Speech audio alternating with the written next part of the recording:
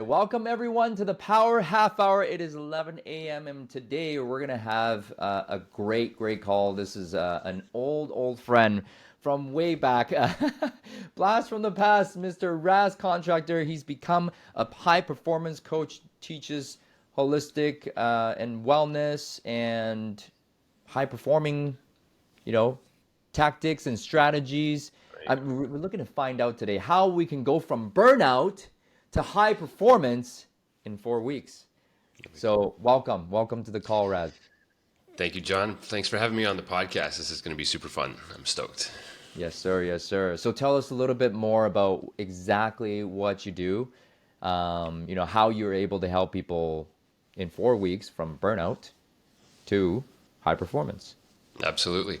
So let's start with a caveat that high performance isn't a high performing athlete. High performance is elevating your performance on a regular basis. But over 4 weeks, we can show a drastic change in just the neurology and the relaxation function of the body by adopting some key principles around connecting with the body, sleep hygiene, nutrition, movement, and then creating habits around all of that. So the neurological data shows just mindfulness alone is enough to push the benefits over 4 weeks. Now you add in sleep and nutrition and movement patterns that you build over 4 weeks. You're going to feel completely different from start to end. And we can actually show this by measuring your heart rate variability and your resting heart rate. And both of those measures will improve, and we can talk a little bit more about those as the conversation goes. Gotcha. So really, it's not only is it mental, it's going to be a little bit of physical and physiology as well. Okay. So is that Absolutely. what you do as a coach? Like, do you help us, with breathing techniques and a little bit of mindset work? How does that, what does that look like? Absolutely.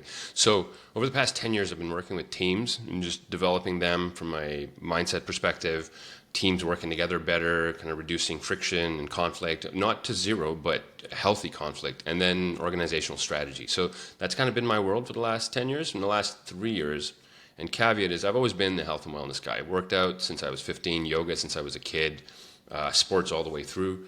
And well, put it this way. In the last 3 years, I figured out that, I realized my body was breaking down for some reasons that were sort of not related to my body only. So I had some stuff going on, and I was basically getting treatment done about 10 times a month to work out 6 days a week, and sort of realized something's drastically wrong with what's going on. So I was just compressing constantly. Anyways, this led to a deep dive into the body and specifically breathing and the way that affects the body.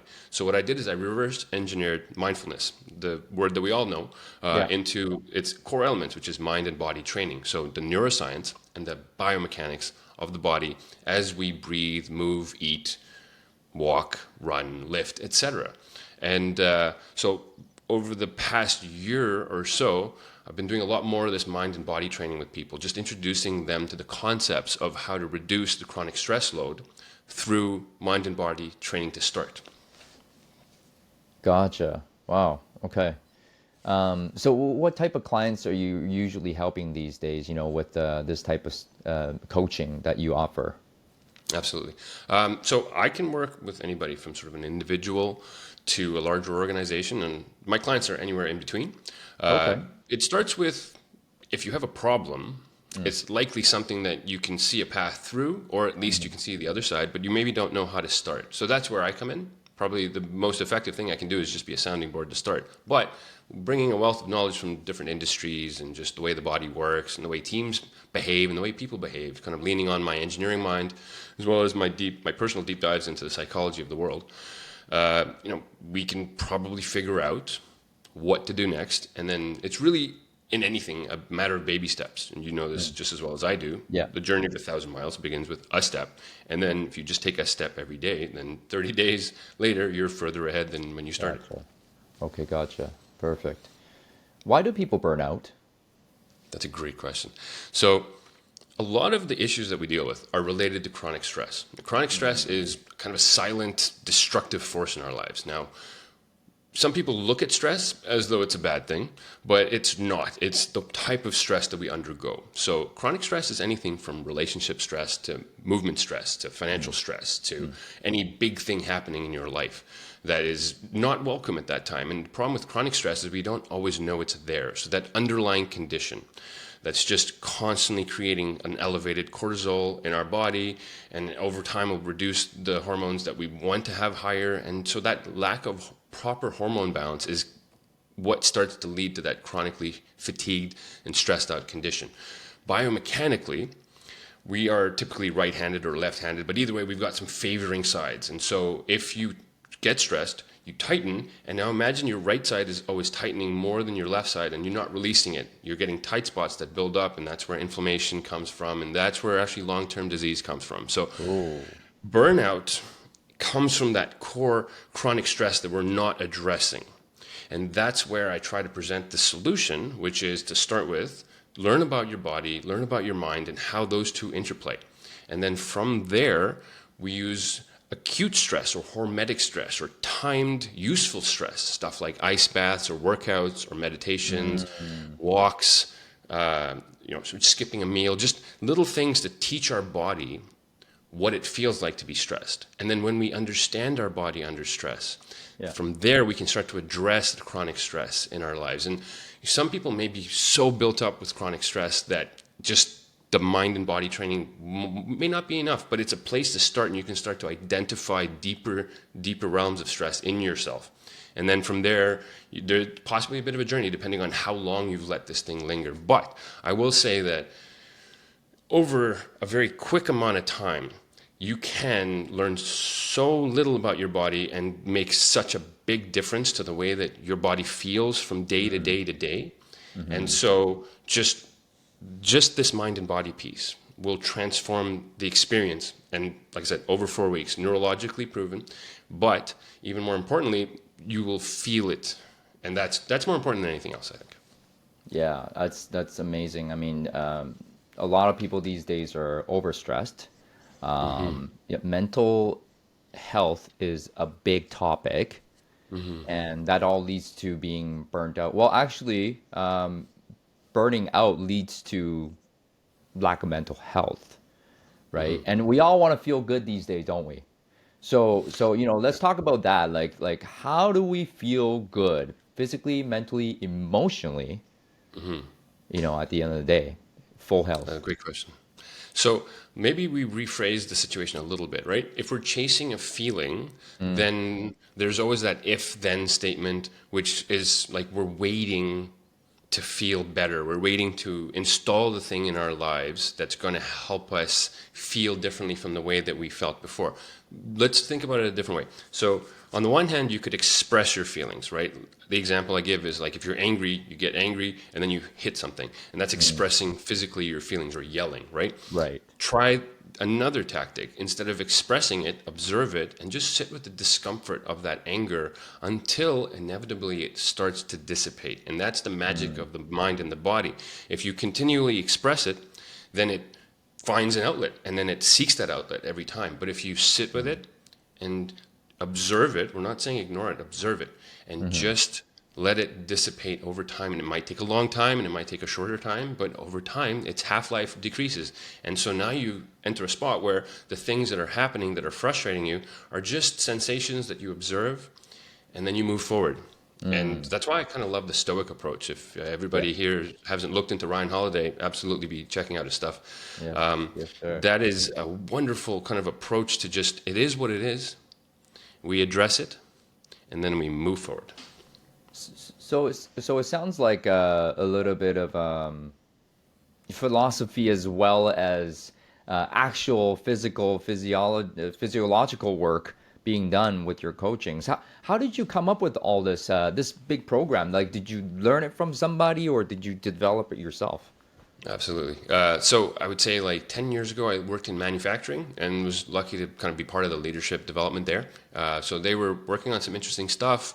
And then when I went out on my own, I was applying a lot of the concepts that I'd taken from what I'd learned and then all of my own readings. And I'd spent, years promoting nightclubs and running a sports company. And prior to that, all kinds of stuff in university.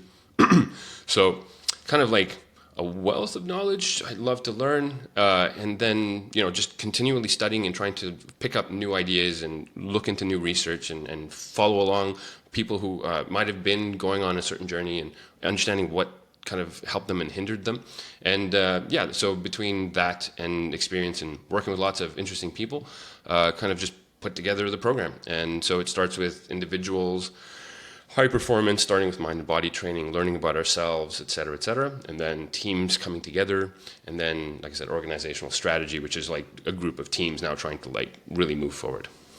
Perfect. Yeah. So teams, you help teams and individuals, groups, and companies. Um, so give us a little bit of an outline. Like, if we were to hire you to Sure. go from burnout to high performance, what does that look like in 30 days? Absolutely. So to start with, obviously we need to learn together. And Mm. I like to pitch it this way. Like we can teach what we practice. And I mean, realistically, if we're not practicing, then we might be losing touch with what we're doing, which makes it a little bit trickier to teach, right? So first, that's the element I try to bring to the interaction. Overall, like I said, it starts with mind and body training. So we spend some time learning about the body, and then we spend some time learning about what type of behaviors you have initially. So kind of get people to track their food, their sleep, their movement patterns, and as well, like if they already are doing some type of breath work or stuff like that. And then from that routine, we build out kind of a 4-week program that's incrementally improving each week. And so that's how you go from whatever you're doing, and we're elevating the performance by just adding a little bit every week. I like to tell the story of when I was in my 20s. I wasn't a morning guy. And so I didn't work out in the morning. I'm just going to roll out of bed and head off to the thing. And I thought, that's just a function of schedule. Like, can I change this? And so I started doing a few push-ups in the morning, and I did that for a few days. And then I added some sit-ups, and I did that for a few days. And within a few months, I was getting up, running to the park, and doing a sprint train routine, plyometrics, and then heading to the day. Then I'd do my usual lifting session in the evening. And so, that's something I picked up early on, try to apply that to the things I do and the things I share with people. So 4 weeks of just incremental improvement. But that being said, there's 15 workshops. It kind of goes into everything from the difference between narcissism and empathy, and like how we need both of those, or the difference between introverts, extroverts, and ambiverts. And so just everything I can do to educate people about what it's like to be possibly on the other side, right? I also like to say, like, the world needs more empathy. And one of the byproducts of the mind and body focus is empathy for others. Because imagine you're in an argument or a difficult conversation, you can see the other person is starting to get flustered and maybe not behaving in a typical way that you usually Mm-hmm. see them. But Yep. you have tools to calm yourself down, and you can recognize that they don't. And that's empathy. You're understanding that they don't have what you have, and so you let them flail, you let them calm down, and then you share some tools. And now you have someone else who's going to develop the same empathy that you do. And having that empathy is so big for everything. And you know this just as well as I do. Being able to not put yourself first or think about yourself, and allow yourself to really understand where this person is coming from. All of that's kind of packaged in the work we do together. So I'll do workshops with teams, or I'll just kind of talk someone through the process, and we'll have weekly sessions. I also want to be available outside of that. So it's important, as they're sort of like running into a wall, like, just check in. We'll talk it through. We'll make sure that you don't fall too far.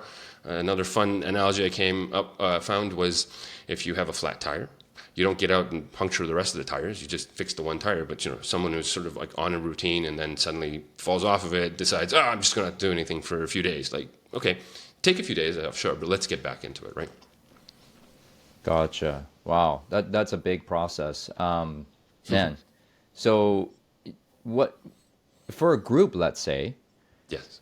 in 30 days, if you were to come in and help a team or a company, what sort of results are they expecting from this program? Absolutely. So what we can do is, ideally, if everybody's already wearing or into wearing wearables, that's a great place to start, right? Because what we can do is we can either have a record of your heart rate variability or your resting heart rate, or both. So What's let's a talk a little wearable? bit about a wearable is like a ring or a watch that Okay, measures okay. your heart rate or Got it. your temperature, all that stuff. Yeah, Apple Watch, or a ring, Whoop Band, all that kind of Ah, stuff. Fitbit, etc. So talk a little bit about heart rate variability for those of your viewers who haven't come across the term. So that is the variation in your heartbeat as time goes on. So it's not the beats per minute of your heart rate, it's how ah, much it changes over time. The beautiful thing about this is just recognizing that when we breathe in, our heart rate increases. And when we breathe out, our heart rate decreases.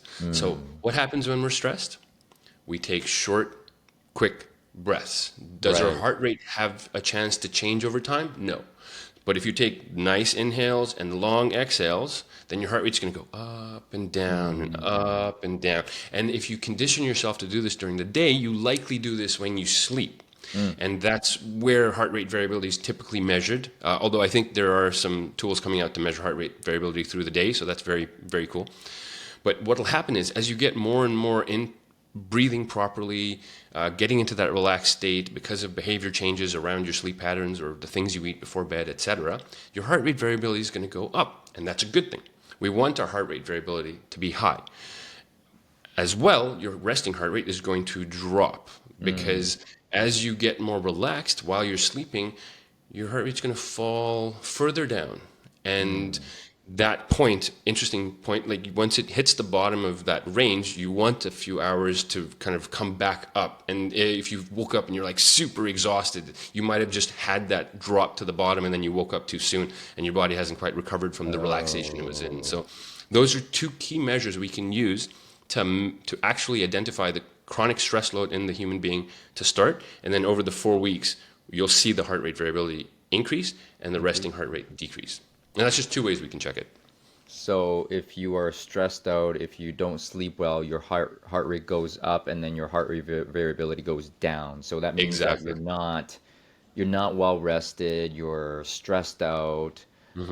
So how do we get to that optimal HRV, heart rate Yeah. variability, Yeah. and low resting heart rate? What do you Yeah. do with them to get there? That's the installation of the program. So it's really Mm. addressing the mind and body training, understanding how we breathe, recognizing that those long exhales are powerful for teaching our body to relax. Breathing through the nose, the benefits of that, right? So you breathe through your mouth, studies have been done. You breathe through your mouth consistently for a while, you're going to start to see that heart rate variability drop, that resting heart rate go up. You're going to see sleep episodes. You're going to start to get, if you're not allergenic, you may get allergies, feeling type of thing. And then when Mm. you breathe through your nose, you're going to notice those symptoms go away. A great book by Mm. James Nestor called Breathe. Mm. They do a test in there, and him and his partner have tape on their nose for a week and then tape on their mouth for a week, Wow. and they got healthier after having the nose tape for a week than they were prior to the whole process. So that kind of just tells you the power of breathing through our nose. And Wow. I've got some videos on Instagram that dig into this a little more, so go check it out or reach out to me, and I'd love to tell everybody a little bit more about this. I don't But have my just Instagram right now, but when I get it back, I will. let's talk about that. I mean, just as simply put, you breathe through your nose, it allows you to maintain structure in the body. Actually, that process of breathing effectively keeps your body nice and straight and in line. And then when you breathe out effectively, Hmm. remind people that the tongue posture is so important, because if your tongue is nicely suctioned to the roof of your mouth when you exhale, and obviously when you inhale, but more importantly when you exhale, you'll keep that nice stretch through the neck and not start to use your neck to exhale, and you'll allow your pelvic floor to relax, and just so many magical things happen when you sort of line up all the centers and those diaphragms that are Crazy. in the body. This is Yeah, crazy so a stuff. lot of what I do is kind of trying to educate people about these small pieces of massive opportunity within the body, right? Eye movement, breathing through your nose, tongue posture, the way that our body rotates as we breathe in and then out. But you're not doing that, but your Yeah. body's kind of doing that on a micro level, right? Interesting. Yeah, totally. So you can imagine taking, an average person who is, maybe working out some days and eating kind of happily, but also healthy at the same time. And then, maybe does a little bit of breathing, but maybe doesn't do it consistently, right? Just installing like, hey, breathe a little bit in the morning and then have a couple glasses of water and then start your day. That hydration first thing will change the way that they feel for the rest of the day. If you don't look at your phone right away and leave it for 30 minutes at least, you're going to When you change the way wake you up. feel the rest of the day. Yeah. Exactly. And Wow. then the same thing when you go to bed, don't touch your phone for 30 minutes and keep the Mm. lights dim, get rid of the blue lights, all that kind of stuff. Like don't drink too much water close to bed so that you Right. don't have to get up, etc. Yeah. Bookend your opening and your closing of the day in a way that gives your body a sense of control or at least process, and then you set yourself up for the best possible sleep. And then we can't control sleep, but we just enjoy being in the bed and relaxing for the time that we have given ourselves. And even that might help the sleep anxiety, right? So little mindset tactics to just kind of lean into a better situation, right? And then we haven't even addressed the way we eat and the way we move, like, a nice stretching routine before bed or in the morning to kind of limber up. The benefits of lifting weights, whether you're a man or woman, you just, that you want to build strength because we lose muscle so fast, and we lose muscle power so fast. A reference to Peter Attia, amazing book that he's just put up. And this is sort of, I'm letting you know sort of where the information coming from. Like, it's all available to everybody. There's so much good information out there. And what I've tried to do is just curate what I have seen work time after time and present it in a very succinct and simple way for anybody to really follow along. Yeah, that's amazing. I mean, today, really, we're talking about, like, if you don't have your health, if you're not good right here, I mean, never mind going out making money. So really, health is wealth. And, not many people, like, clue in until they get sick Yeah, totally. these You don't days. know what you have until it's gone, right? Right. And some people might say, "Oh, well, I don't have time for myself." But Mm, if you think about it, self-care is like the first thing that you should be taking care of, right? I mean, you should shower, you should brush your teeth, you should do things that are good for you in the long run. But put it this way, if you don't take care of yourself, who's going to take care of you when things don't go well? But how are you going to take care of the people that you have to take care of, right? mhm. No matter what you do as a function or a job role, whether you work, you don't work, like, you're a leader in your life. You're a leader Mhm. of your family, of the people around you, your friends group, people that you manage or lead at work or in the business that you run. And in that business, everybody is their own individual version of their leader, right? So why not, take time for yourself to make sure that you're on point. And if you can't, then recruit support so that you can create, that 5 minutes of just time so that you can elevate the way you feel and then be the most amazing person for everybody around you. So really, what we're talking about high performing is, like you said, is not really a feeling. It's like a state of being at that point. You have a That's healthy mind, you have a healthy body, you're eating good. I mean, that's already high performing. And then Mhm. the rest of the stuff just comes as a result of you being good right here, right? Exactly. Yeah, So that absolutely. That's is perfectly is put. that is that then how do you get from like burnout, which is like stressed out, breathing shallow, Hmm. fearful, anxious, depressed, to really high performing is physical and here, obviously. Yeah. Exactly. Mind Got and it. body, connecting those two together go a massive way towards our experience in life, right? Yeah. Imagine you're not overwhelmed by the things you're feeling because you're used to observing them. And when they happen, you feel them and you observe them and then they dissipate and then you move forward. High performing isn't a state, it's a journey, right? Just like Mm, anything that's I love it. worthwhile, we never get there. I can do a bunch of pull-ups right now, and I can Mhm. do more if I breathe a certain way, and less if I breathe a Right. different way, to exercise in a different pattern. But I will aim to do more and more and more over time because is 10 enough? Is 20 enough? Is 30 enough? I Hmm. don't know. Hmm. But the point is, if and when I need to hang off an edge, I'd like to be prepared and know that I can handle it. You know what I mean?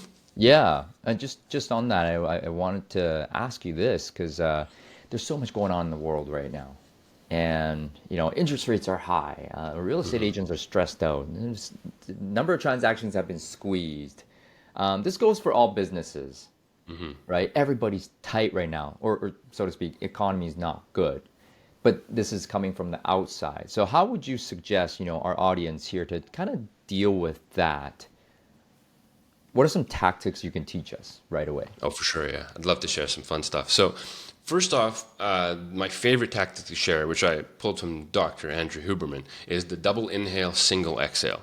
Mm, For those of us who already know the why, just bear with me, but the double inhale allows us to expand a little bit more effectively, and then it also sends a signal to the brain to relax, amongst other ways mm, that it improves the carbon dioxide transfer in the lungs. So that double inhale, single exhale will ping your body to relax. And you can just kind of keep doing that. Now, obviously, that's not going to solve the problems of the economy and the wars, et cetera, et No. cetera. But what I'm trying to recommend is that we start off with just release it all. Just disconnect from the things that you're experiencing and just find yourself within your body. The only thing you can do and the only thing you have control over is your thoughts, your actions, your feelings, and the thing you do next. Right. And once you get away from that stressed out, scared, frustrated, angry mindset and you move closer to that logical, thoughtful, ready to do some research perspective, then now you're making calculated decisions about the future. And if it looks like sales aren't going to pick up for the next few months, then what is plan B? What are you going to do to prepare for when it does pick up? Because that's the cycle. I mean, I'm not going to predict anything, but I think Right. Ray Dalio has shown that humans are cyclic. And so Yeah. there's boom and then there's bust and then there's Yeah. boom and then there's bust. And my hand's flying across the screen, so bear with me. But that is the way that life goes. So for that inevitable boom that's going to start at some point that we have no idea when, Right. are you going to be mentally and physically prepared in the best version of Mm. yourself? And obviously, hey, if money's getting to be an issue, then like, what are you going to do in the interim to kind of lead up to that point, right?